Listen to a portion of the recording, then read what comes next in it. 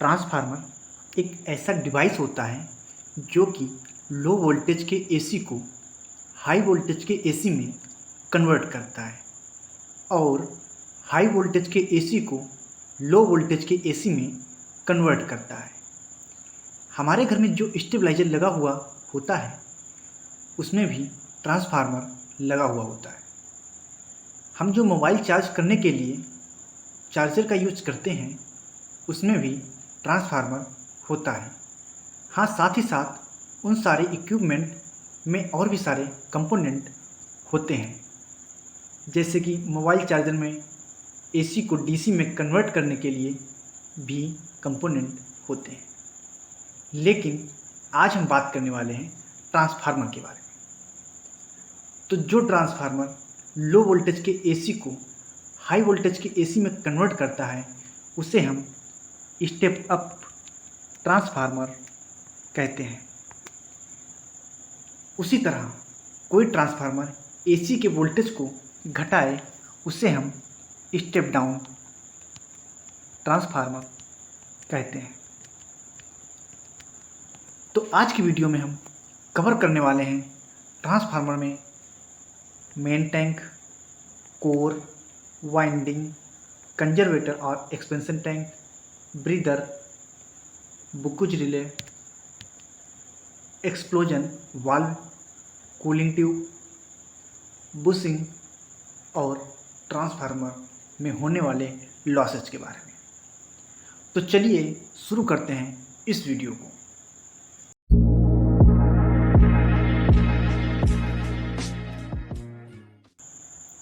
तो सबसे पहले बात कर लेते हैं व्हाट इज ट्रांसफार्मर। ट्रांसफार्मर क्या है?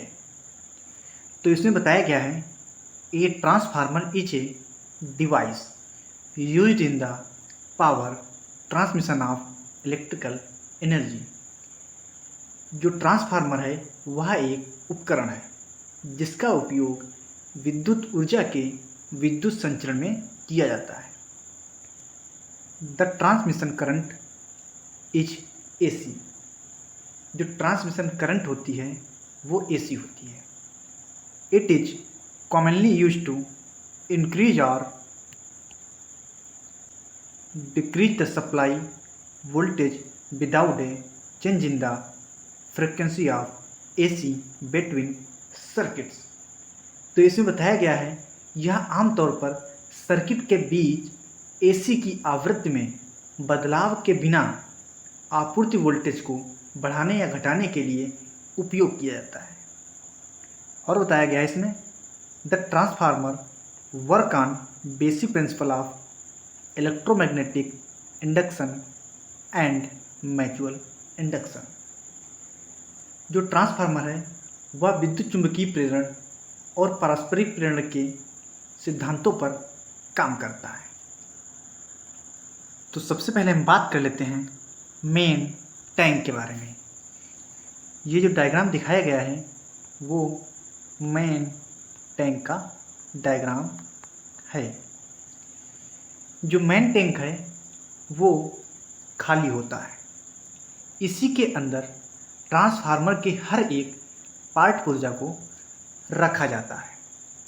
मुख्य रूप से इसमें 3 चीज़ें रखी होती हैं। एक जो होती है वो कोर होती है और कोर पर की गई वाइंडिंग, और तीसरी चीज़ होती है नेफ्था ऑयल। ऑयल को इसलिए भरा जाता है जिससे कोर के बीच जगह खाली ना रह जाए।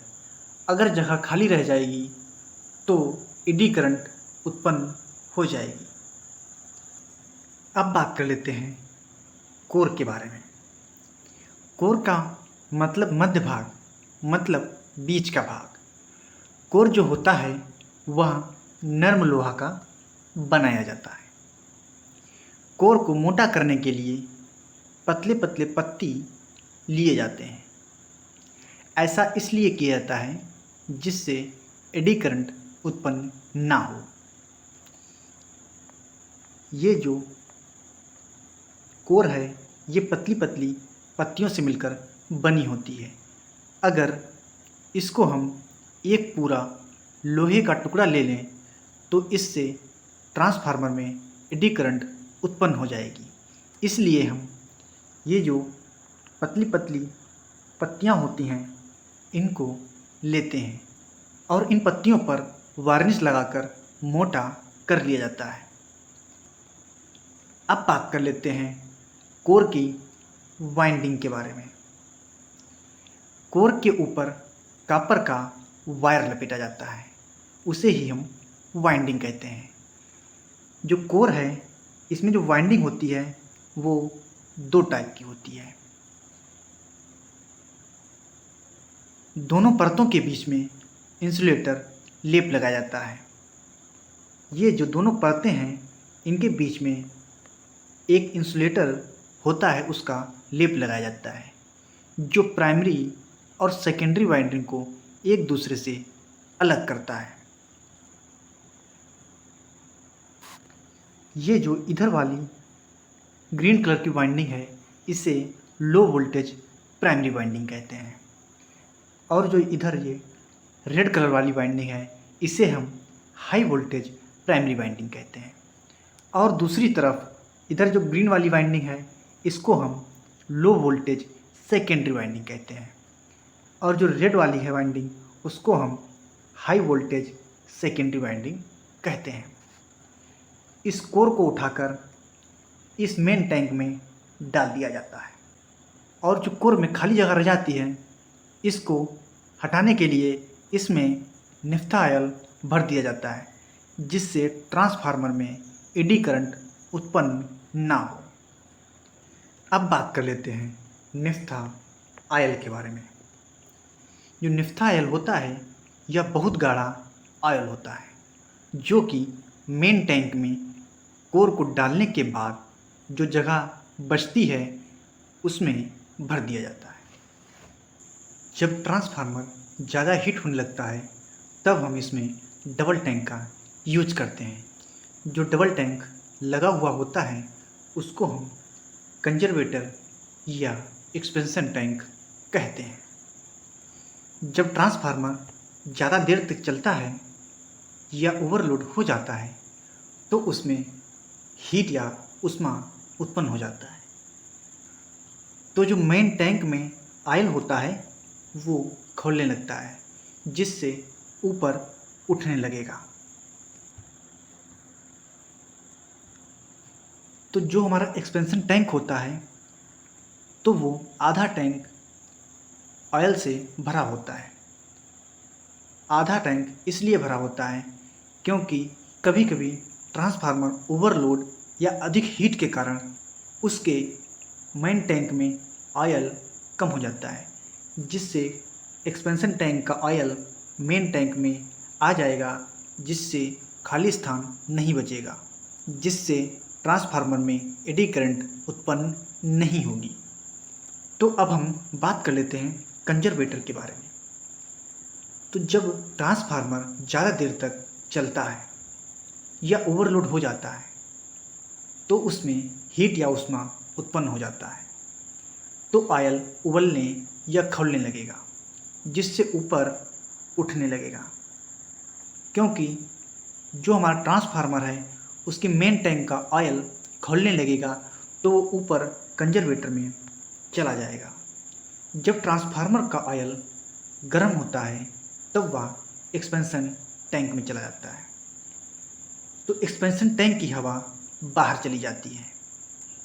लेकिन जब ट्रांसफार्मर का लोड कम होगा तब ऑयल नीचे आएगा, तब एक्सपेंशन टैंक में वापस हवा भरने लगेगी।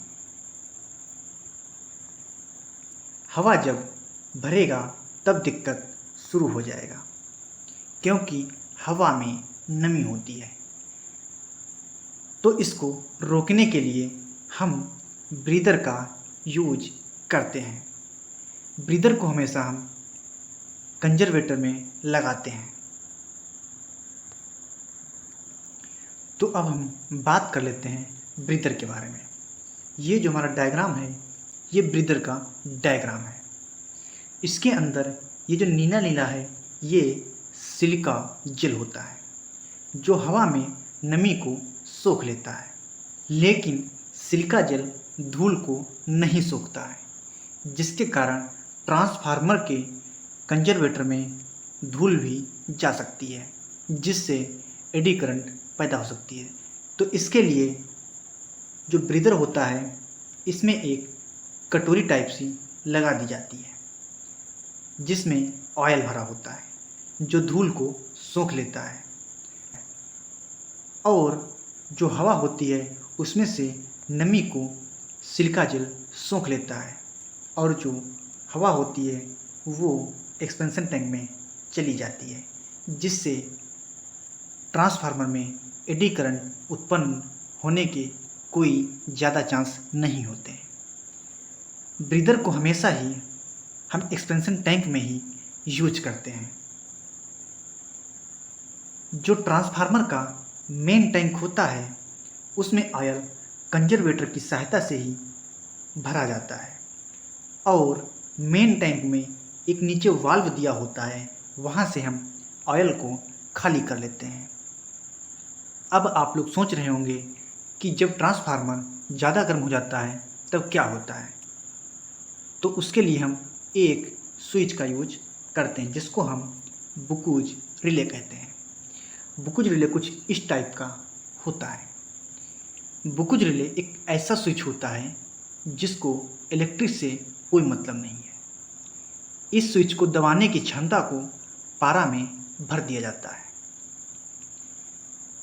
जब ट्रांसफार्मर ज़्यादा गर्म हो जाता है, जो पारा नीचे होता है वह धीरे धीरे ऊपर उठकर स्विच को दबा देगा। जैसे ही दबा देगा, ट्रांसफार्मर की सप्लाई कट जाएगी। जो बुकुज रिले होता है उसमें पारा स्विच का यूज किया जाता है। बुकुज रिले को हमेशा एक्सपेंशन टैंक और मेन टैंक के बीच में यूज किया जाता है। कभी कभी जो बुकुज रिले है वो काम नहीं करता है, तो इसके लिए हम एक एक्सप्लोजन वाल्व या एक्सप्लोजन वेंट का यूज करते हैं। जो एक्सप्लोजन वाल्व होता है, जब ट्रांसफार्मर में बहुत हीट होने लगता है और तेल पूरा खौल जाता है, जो मेन टैंक का तेल है वो एक्सपेंशन टैंक में भर जाता है, फिर भी खौलता है, तो जो हमारा एक्सप्लोजन वेंट होता है उसका जो मुंह होता है वह एक कमज़ोर धातु का बना होता है। तो जब ट्रांसफार्मर ज़्यादा हीट हो जाता है तो मेन टैंक का ऑयल एक्सप्लोजन टैंक में चला जाता है। जब एक्सप्लोजन टैंक में भी बहुत तेज़ी से खौलने लगता है तो जो एक्सप्लोजन वाल्व होता है उसके मुंह से ऑयल बाहर निकल जाता है। तो ये हो गया हमारा एक्सप्लोजन वाल्व का कार्य। तो अब हम बात कर लेते हैं कूलिंग ट्यूब के बारे में। कूलिंग ट्यूब को हम रेडिएटर भी कहते हैं। जब हमारा ट्रांसफार्मर बहुत अधिक हीट हो जाता है तो जो इसका ऑयल है वो खौलने लगता है। उसको ठंडा करने के लिए कूलिंग ट्यूब का यूज किया जाता है। जो मेन टैंक में ट्रांसफार्मर का जो ऑयल होता है वो जब अधिक खौलने लगता है तो ये जो ट्यूब्स होती हैं इनसे ऑयल नीचे चला आता है, जिससे बाहरी हवा जब इसकी ट्यूब्स पर लगती है तो इसका ऑयल ठंडा हो जाता है और फिर से मेन टैंक में चला जाता है। ट्रांसफार्मर का ऑयल जितना ज़्यादा खौलेगा उतना ही ज़्यादा इन ट्यूब्स के ज़रिए ट्रांसफार्मर का ऑयल ठंडा होकर फिर से मेन टैंक में आ जाएगा। कभी कभी बड़े बड़े ट्रांसफार्मर के ऑयल को ठंडा करने के लिए फैन का भी यूज किया जाता है। तो ये हो गया हमारा कूलिंग ट्यूब का यूज।